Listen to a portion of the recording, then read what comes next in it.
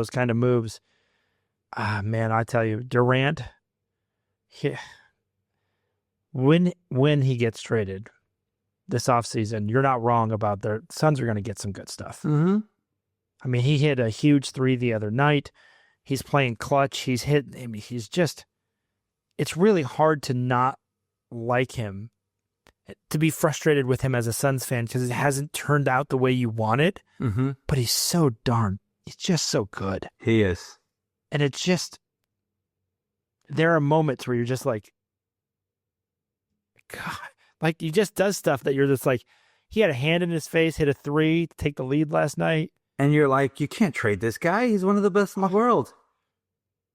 It is really hard. This is not, I mean, because I earlier I was like, trade everybody. Like this is such a barn fire, but you can't trade Beal.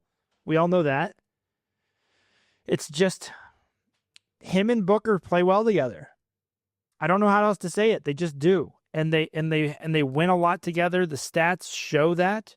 You know, and maybe they go on a little run and they fare a little better in the playoffs than we thought, and maybe they can convince maybe they start with trying to convince Beal to go back to Washington and just ride off into the sunset, and then they try to retool around Durant and Booker. But the only salesmanship that I have for the Suns, and I know I'm veering the car here to trades in the offseason.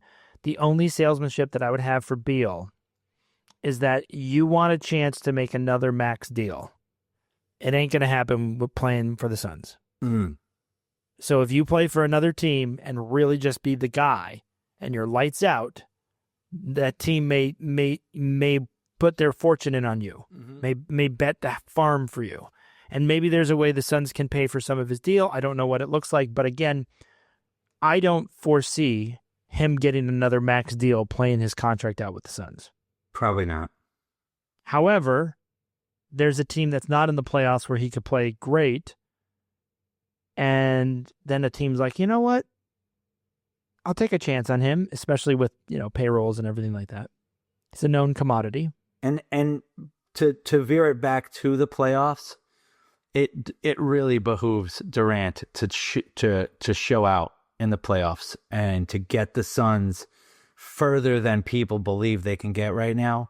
Because if he takes them even to, I think, the second round or even a really competitive first round series, I think that'll drive his case. A lot of teams will turn up for him and will want to, will offer a lot. There'll be a competition, and that's what Durant wants because he's going to have a say in where he goes.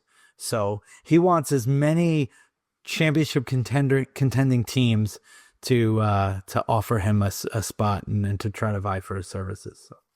So we don't have much time left in the NBA, which is good because we're going to see all this kind of come to fruition as they play 3 or 4 games a week. So we got roughly 3 weeks left of the season. We have the Suns in Dallas moving on. Sacramento is out of the Western Conference playoffs as of this recording and what we see in the future. That brings me to the next block in the Western Conference, and I'm just going to move the dial up. And this is 8, 7, and 6. This is the next block in the Western Conference. It starts at 6 with Golden State.